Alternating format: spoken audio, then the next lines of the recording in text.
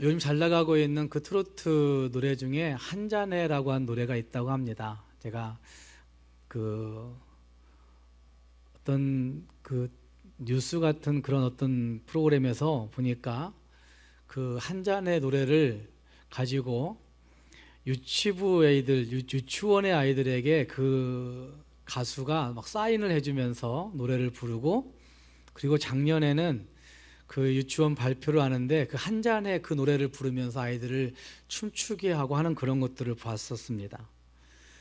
도대체 무슨 노래일까? 노래를 부를 수는 없는데 잘 몰라요. 노래도 모르지만 가사를 검색해 보니까 갈 때까지 달려보자 한 잔에, 월요일은 원래 먹는 날 한 잔에, 화요일은 화가 나니까 숙취에 한 잔, 중간에도 뭐 쭉 있어요. 금요일은 불금이니까 밤새도록 한 잔 어때요? 한 잔에, 두 잔에, 세 잔에, 갈 때까지 달려보자 한 잔에, 내가 쏜다 한 잔에. 제가 이 가사를 보면서 도대체 이것이 참 기가 막힌 세상의 모습이구나 라는 생각을 저는 했습니다. 그리고 더 기가 막힌 것은 이 노래를 유치원 아이들이 부르고 있다는 것이 더 기가 막혔습니다. 유치원 선생님들이 도대체 생각이 있는 것인지 없는 것인지 도대체 이해가 안 되는 얘기예요. 교육을 전공한 사람으로 도대체 부모님들이 아이들의 그 한 잔의 노래를 부르면서 박수치면서 좋아해 줘야 될 이유가 어디에 있는지, 이건 아니잖아 라는 생각을 갖게 되었습니다. 그런데 이런 현상들은 대부분의 심리학자들이, 사회학자들이 얘기할 때 몇 년 전부터 지구상에 사람들을 위협하는 여러 가지 바이러스들, 사스, 메르스, 지카, 최근에 발생한 신종 코로나 바이러스까지 이런 질병의 위험들이 이 지구를 엄습하고 있고, 그리고 잘 생각해 보시면 수년 전부터 전쟁의 위협들이 이 지구상 도처에 도사리고 있었고 실제 일어나고, 그리고 테러와 그리고 경제적인 공황이 사람들의 삶을 피폐하게 만들어 버리고 있는 것들을 부인할 수가 없습니다. 뿐만 아니라 가짜 뉴스로 인해서 사람들이 전 세계적으로 피해를 당하고 있는 이러한 일들은 사람들의 멘탈이, 정신세계가 심각한 혼돈 가운데 빠질 수밖에 없다고 하는 사실들을 보여주고 있는 것들이죠. 이런 혼돈 속에서 현실과 진실의 기본마저 무너진 상태에서 사람들은 한 번뿐인 인생, 욜로 라이프란 얘기를 하죠. 한 번뿐인 인생 그냥 즐기다 가자, 한 번뿐인 인생 대충 살다 가자, 한 번뿐인 인생 작은 일에 연연하지 말고 후회 없이 살자, 이런 가치를 몇 년 전부터 사람들이 가지고 있다고 많은 사회학자들이, 심리학자들이 그렇게 진단을 하고 있습니다. 이런 사회적 가치에 편승해서 결국은 한잔해라고 하는 그런 노래와 같은 것들도 여러 사람들에게 유행처럼 번지고 있는, 그래 그냥 갈 때까지 달려봐, 그냥 죽도록 먹어봐, 이런 식의 표현들을 하고 있는 것이 아닌가라는 생각을 해보게 됩니다. 어떻게 생각해 보면 개인의 가치와 특성을 잘 보여내고 있는 그 한 부분이라고 말할 수도 있겠지만, 다르게 생각해 보면 거의 술 아니면 안 되는 자포자기한 인생의 모습들을 그려내고 있는 것 같아서 마음이 씁쓸함을 금할 수가 없습니다. 그것도 어린아이들, 아직 가치관이 다 형성되지 아니한 미취학 아동들에게 그 노래를 부르며 춤추게 하는 것은 어른들이 아이들의 인생을 망쳐놓고 있는 대표적인 예라고도 할 수가 있습니다. 아무리 이리 보고 저리 보고 아무리 재어보아도 긍정적인 측면이 전혀 느껴지지 아니하는 그런 모습이 거기에 있다는 말입니다. 그 가수가 저를 굉장히 싫어할 수도 있을 겁니다. 이것이 방송 나가면. 그러나 한 번뿐인 인생 맞지만, 한 번뿐인 인생인 것은 분명히 맞지만, 그 한 번뿐이기에 더 고귀하게 살아야 되는 것이고, 한 번뿐이기에 더 아름답게 살아야 되는 것이고, 한 번뿐이기에 그 고귀한 인생을 술 한 잔에 다 날려버리는 그런 어리석은 인생이 되어서는 안 된다는 말입니다. 좀 더 진지하게 믿음 안에서 답을 찾아볼 수 있어야 되는 것이고, 한 번뿐인 인생이기에 정말 하나님 앞에서 어떤 복을 어떻게 구해야 탈 수 있을 것인가 고민해 보아야 하는 것이 우리 인생이라고 생각이 되어집니다. 함께 읽은 말씀은 한 번 주어진 인생들이 어떤 복을 누구를 향해서 갈망해야 하는가 하는 것을 분명하게 말씀하고 있습니다. 복을 싫어하는 인생은 이 땅에 아무도 없습니다. 어쩌면 나는 이만큼 살 만큼 살았으니까 괜찮아, 다들 이렇게 얘기하지만 신종 코로나 바이러스가 많이 확산되다 보니까 가장 먼저 애달고 힘들어하는 분들이 어르신들이더란 거죠. 젊은 사람들보다 훨씬 더 어르신들이 그 걱정에, 건강의 걱정을 더 많이 하더라는 거죠. 그러니까 복을 싫어하는 인생은 이 땅에 아무도 없다는 사실들을 잘 보여주고 있습니다.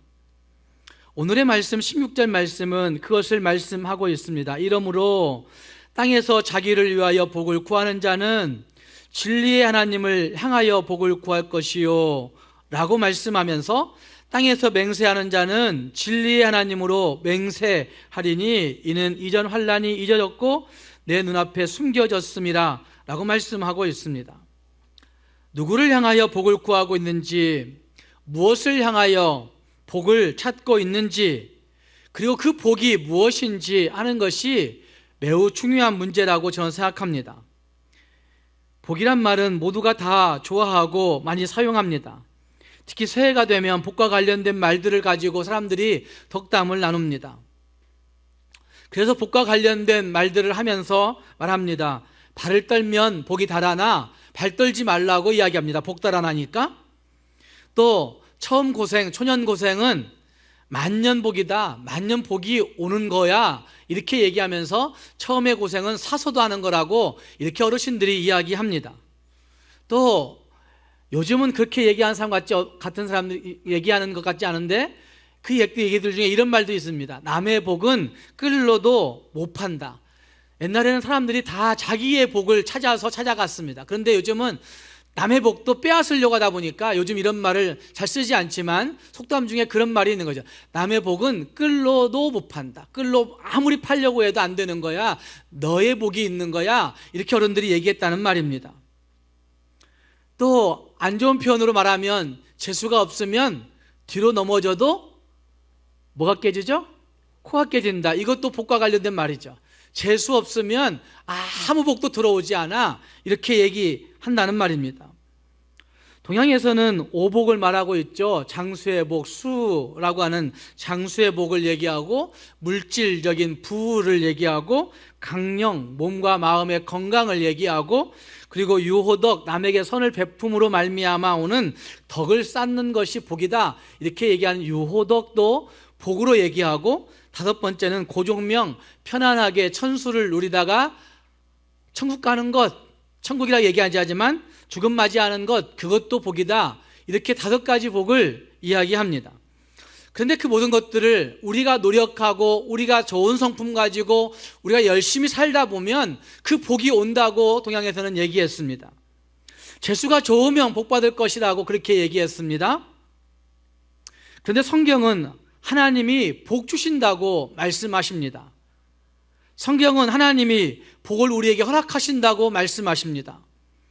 본문에 등장하고 있는 여기 복이라고 하는 표현, 땅에서 자기를 위하여 복을 구하는 자는 라고 얘기할 때 이 복이라고 하는 단어는 히브리어로 바라크라고 하는 원어가 쓰여졌는데, 이 바라크는 축복한다라는 의미를 가지고 있는 복임에 틀림이 없습니다.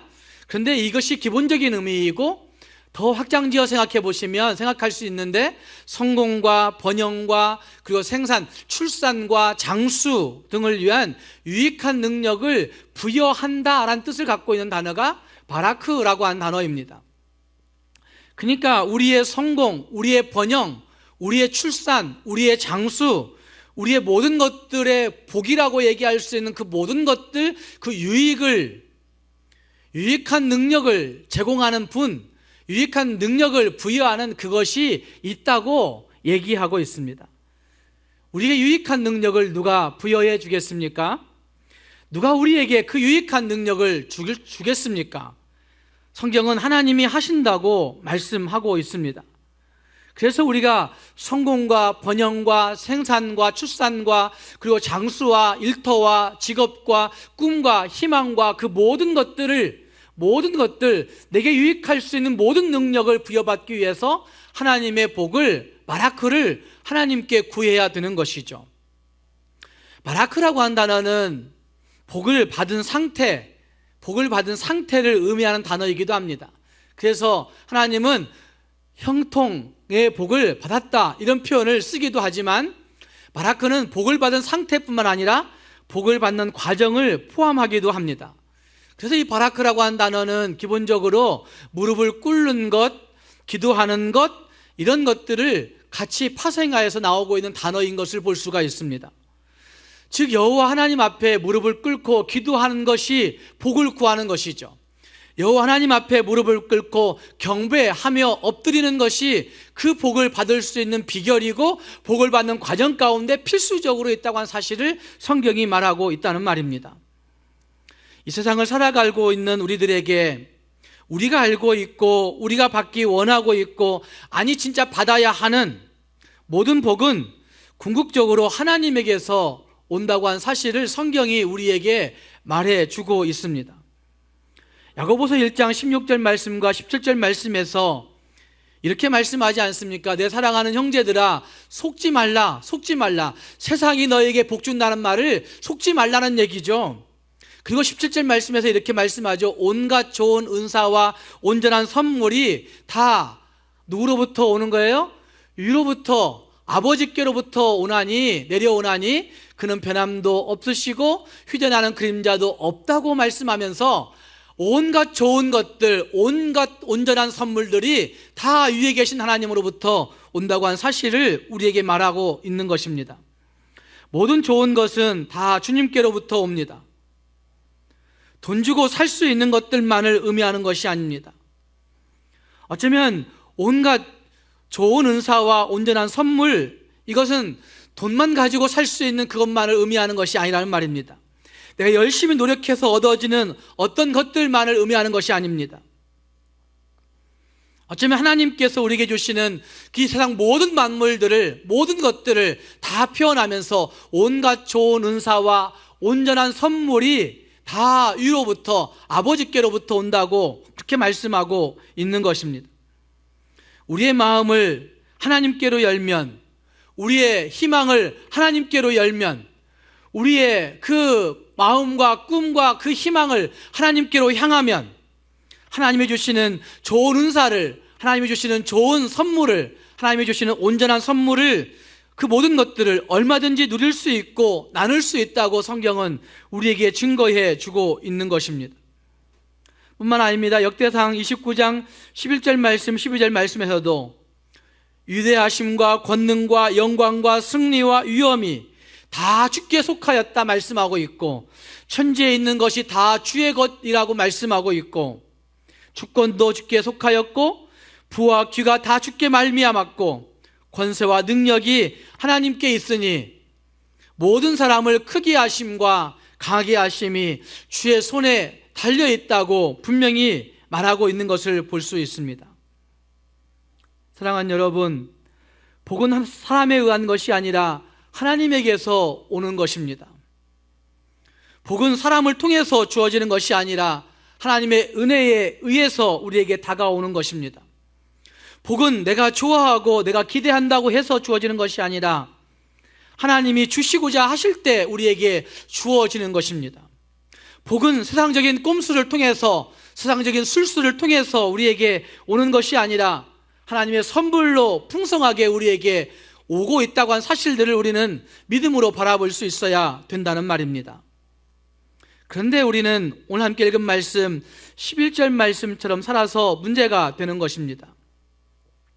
우리가 읽지 않았지만 11절 말씀이 이렇게 말씀하지 않습니까?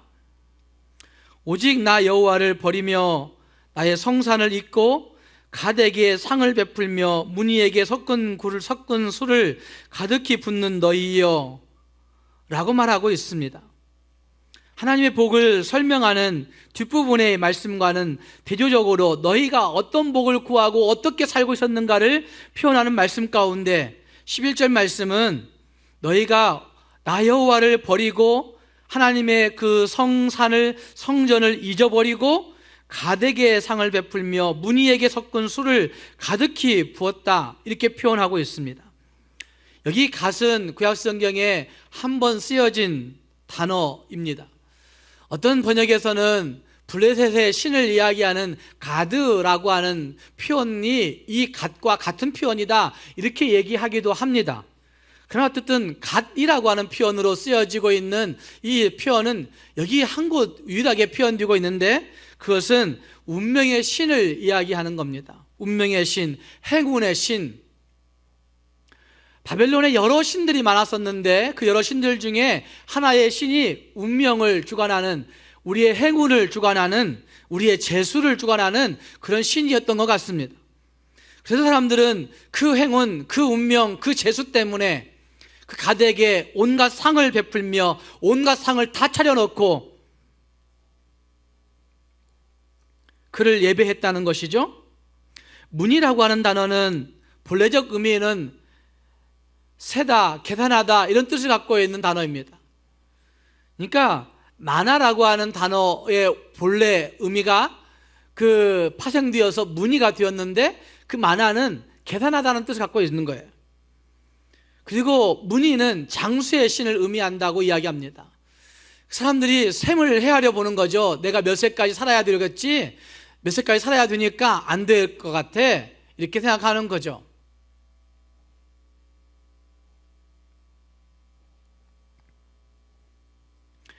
어쩌면 사람들이 섬기는 모든 신의 근원은 자기 이익을 위해서 숫자를 헤아려 보는 데서부터 출발하는 것이 모든 신의 근원이라고 저는 생각합니다.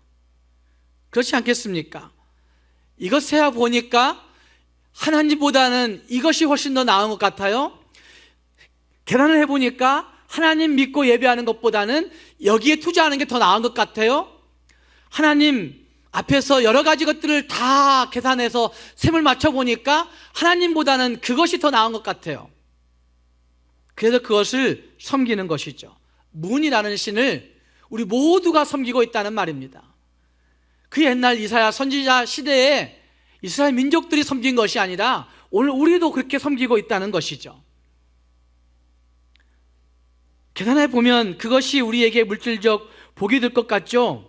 그래서 거기에 상 차리고 온갖 정성을 다 갖다 들여서라도 그걸 얻고 싶은 거예요. 3년을 계산해 보니까 하나님 믿는 것보다는 열심히 공부하는 것이 훨씬 더 나은 것 같아서 아이들을 학원으로 공부로 열심히 몰아붙이고 있는 것 아니에요? 계산해 보니까 문의가 나온 거예요. 계산해 보니까 내게 행운을 줄 것 같거든요. 그러니까 양심을 저버리는 일이라 할지라도 내 운명만 바꿔놓을 수 있다고 한다면 3년 아니면 6년 아니면 10년 안에 내 운명만 바꿔놓을 수 있다고 한다면 뭐든 못하겠습니까? 바로 이것이 세상인 것이죠. 그러나 그렇게 해서 복이 된들 그 복이 얼마나 가며 그 복이 무슨 유익이 얼마나 있겠습니까? 돈벼락 만든 복이 왔다 할지라도 그것이 몇 세대나 지속된다고 여러분 생각하십니까? 우리나라의 재벌가들이 세 세대를 넘어가지 못한다고 합니다. 많은 사람들이 분석해 보았어요. 그런데 세 세대를 넘어가지 못한답니다. 돈벼락만 하시죠, 옛날에 다 그 사람들. 한국이 개발도상국 그 시기에 있을 때 돈벼락 맞아서 그렇게 된 것이죠. 자기들이 잘나서가 아니라. 그런데 세 세대가 지속되지 못한다는 거예요. 가덱에 문희에게 가득히 붓고 상을 베풀어서 행하였던 그 계산들이 얼마나 오래 갈 수 있고 얼마나 큰 행복을 우리에게 가져다 준다고 생각합니까? 그런데 많은 사람들이 바로 이 방법으로 살고 있는 것입니다. 오늘날 우리 시대에도 마찬가지로 이 방법으로 살고 있는 것입니다. 이사야서 65장을 읽다 보면 이사야서 65장은 너희와 내 종이 비교되어, 너희와 하나님의 종이 비교되어 등장하는 형태를 가지고 있습니다. 하나님의 백성으로 불려지고 있는 나의 종들에게는 먹을 것과 마실 것과 기쁨과 즐거움과 그리고 영광의 이름이 있겠지만 너희로 불려지는 세상을 숭배하고 세상의 방법을 쫓아가고 가대에게 상 베풀고 문의에게 석군술 베풀면서 살아가는 사람들은 주림과 가람과 수치와 슬픔과 그리고 저주거리가 될 이름만이 남을 것이라고 말씀하는 그 말씀들이 읽었던 말씀 65장에 대조하여서 비교하여서 등장하고 있는 것을 볼 수 있습니다. 그러면서 16절 말씀에서 그렇기 때문에 그러므로 땅에서 자기를 위하여 복을 구하는 자는 그렇기 때문에 땅에서 자기를 위하여 복을 구하는 자는 진리의 하나님을 향하여 복을 구하라. 진리의 하나님을 향하여 복을 구하라. 이렇게 말씀하고 있는 것을 볼 수 있습니다. 진리 하나님을 향하여 복을 구하라. 그리하면 이전 환난이 사라질 거야. 이전 어려움들이 다 없어질 거야 라고 약속하고 있는 말씀이 여기에 등장하고 있는 것입니다. 사랑하는 여러분, 하나님께 복을 구할 수 있기를 바랍니다. 우리 시대에 하나님께 기도하지 않아서 문제가 됩니다. 우리는 비판하는 데 익숙해서 욕하고 비판을 합니다. 그러나 그 비판하고 있는 내가 진짜 하나님 앞에 기도하고 있느냐? 기도를 그만큼 안 할 때 있다는 것이죠. 전광훈이는 저는 목사라고 생각하지 않습니다.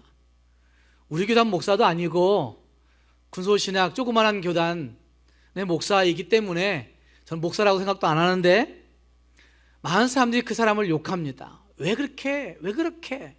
그런데 한 가지 인정해 줄 것은 그 사람 나름대로 분명히 하나님께 기도하고 있다는 것이죠. 그것이 정치적 신념 때문에 그럴 수도 있어서 문제가 되는 것이지만 그 사람 나름대로 기도한 사람이어서 그 이후의 기도의 사람들이 거기에 모여들고 있다는 것이죠. 우리는 그만큼 기도하고 있는가? 그 사람만큼 우리가 그렇게 욕하고 있는 그 정광훈이만큼 그 정도라도 기도하고 있는가? 한 번쯤 생각해 볼 필요가 있는 거죠. 그만큼이라도 정성을 들이고 있는가? 한 번쯤 돌아볼 필요가 있는 것이죠. 진리 하나님께 복을 구할 수 있기를 바랍니다. 히브리서 6장 14절 말씀에 이렇게 말씀하지 않습니까? 아브라함을 예로 들어 말하면서 히브리서 6장 14절 말씀에서 이런 말씀을 하고 있습니다. 이르시되 내가 반드시 너에게 복주고 복주며 너를 번성하게 하고 번성하게 하리라 하셨더니 라고 말씀하고 있습니다. 아브라함의 일생을 이야기하면서 말씀하고 있는 것인데 하나님이 아브라함에게 약속하셨었습니다.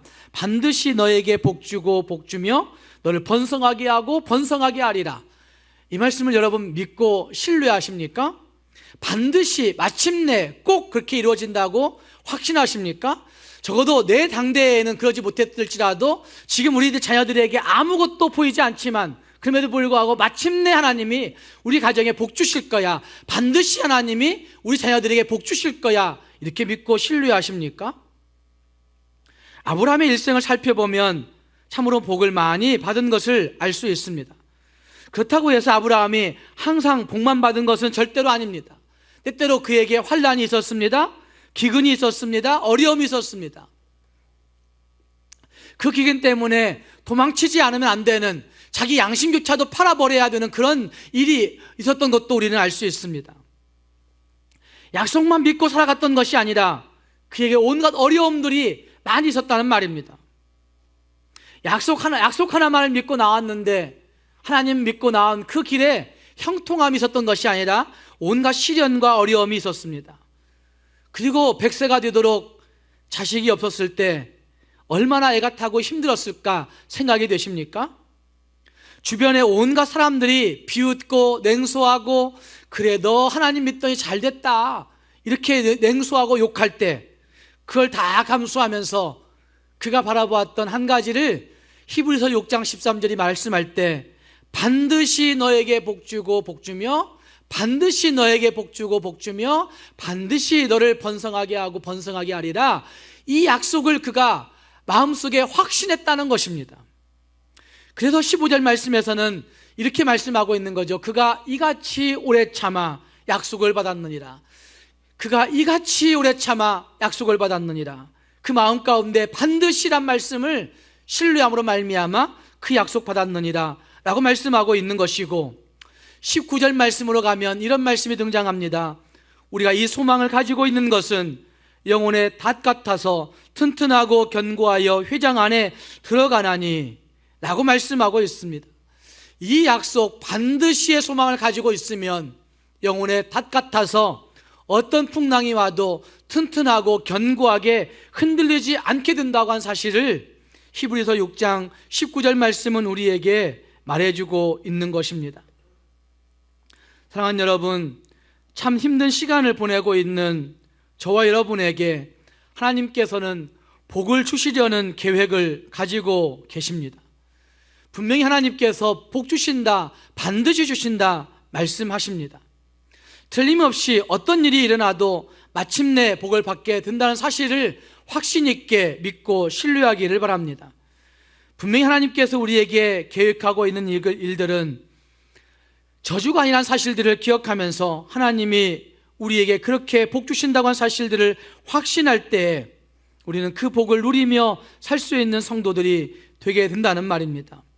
그래서 오늘의 말씀에서 1절 말씀은 이런 말씀을 합니다. 나는 나를 구하지 아니하던 자에게 물음을 받았으며 나를 찾지 아니하던 자에게 찾아냄이 되었으며 내 이름을 부르지 아니하던 나라에 내가 여기 있노라 내가 여기 있노라 하시면서 오늘 읽었던 말씀 16절 말씀, 땅에서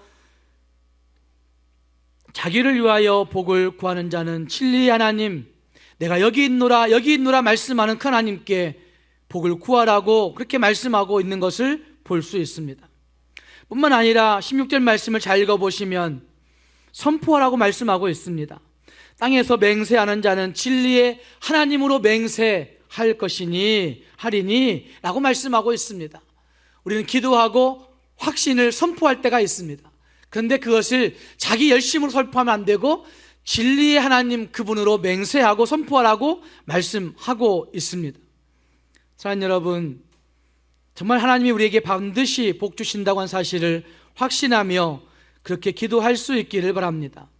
야베스라는 사람도 그렇게 기도했지 않습니까? 하나님, 내게 복을 주시려거든 나의 지경을 넓히시고 주의 손으로 나를 도우사 환난을 벗어나 근심이 없게 하옵소서. 정말 짧은 기도를 하였는데 하나님이 그 기도 응답하셨다고, 허락하셨다고 역대하 4장 10절 말씀은 분명히 말씀하고 있는 것을 볼 수가 있습니다.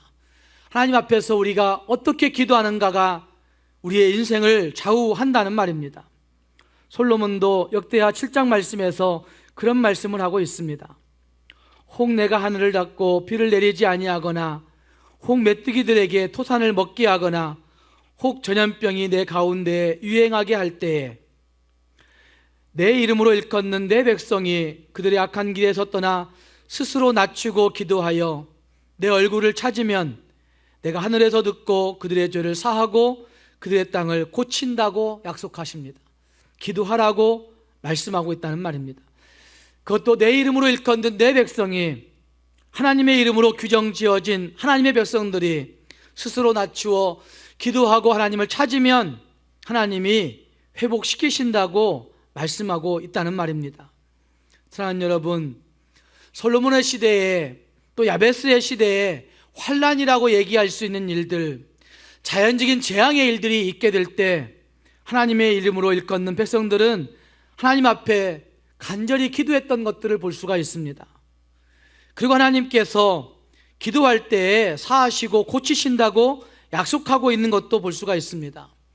그렇기 때문에 오늘 우리 시대에 우리가 기도해야만 하는 것입니다. 하나님 앞에 정말 기도하기로 작정하고 반드시 복 주실 하나님을 기대하면서 하나님 앞에 기도할 수 있는 저와 여러분이 될 수 있기를 주님의 이름으로 축복합니다.